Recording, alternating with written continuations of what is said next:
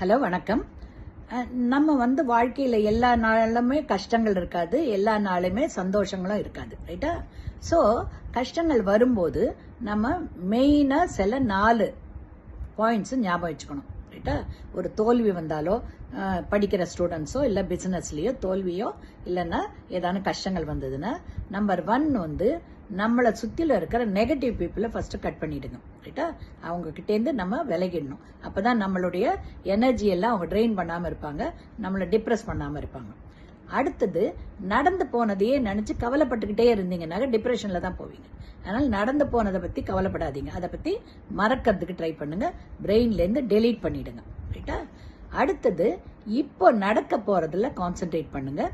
அதுவும் என்ன தப்பு நடந்தது, படிக்கலைன்னா சரியா இது படிக்கலை, எந்த சப்ஜெக்டில் நம்ம வீக்கு, இல்லை பிஸ்னஸ்னால் எதனால் நம்ம லாஸ் ஆகிருக்கு, இதெல்லாம் அனலைஸ் பண்ணி நம்ம மேலே ஏதாவது தப்பு இருந்ததுன்னா அதை அக்செப்ட் பண்ணிக்கோங்க. அக்செப்ட் பண்ணி அதை கரெக்ட் பண்ணிக்கிறதுக்கு பாருங்க, ரைட்டா? That is present. அடுத்தது, ஃபியூச்சரில் திருப்பியும் நம்ம ரீஸ்டார்ட் பண்ணுறத தைரியமும் மன தெம்பும் இருக்கணும், ரைட்டா? அது இருந்து முயற்சி செஞ்சாங்கன்னாக்கா வி கேன் ரீஸ்டார்ட் அவர் லைஃப் அண்ட் எதுலேயுமே நம்ம வெற்றி அடைய முடியும்.